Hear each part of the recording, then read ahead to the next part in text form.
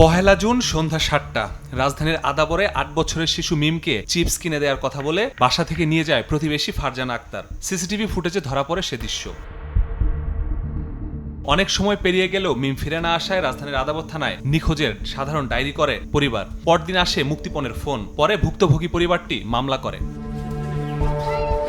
মামলার পরই ছায়া তদন্ত শুরু করে র্যাব। আসামিদের খোঁজ মেলে ঢাকার সাভারে। ১২ ঘন্টার মধ্যে অভিযান চালিয়ে উদ্ধার করা হয় অপহৃত মিমকে। গ্রেফতার করা হয় প্রতিবেশী ফারজানা ও তার স্বামী হোসেন আলীকে। গোয়েন্দা প্রযুক্তি ব্যবহার করে আমরা ভিকটিমকে উদ্ধার করি এবং তাদের ২ অপহরণকারীকে আমরা গ্রেফতার করি। এর সাথে আরও কোনো অপরাধী জড়িত আছে কিনা বা এরা পরিকল্পিতভাবে এরকম পূর্বে আরও কোনো অপরাধ করেছে কিনা আমরা তদন্ত অব্যাহত রেখেছি। মিমকে ফিরে পেয়ে কান্নায় ভেঙে পড়েন মা রাবেয়া। অপরাধীদের দৃষ্টান্তমূলক শাস্তির দাবি পরিবারের।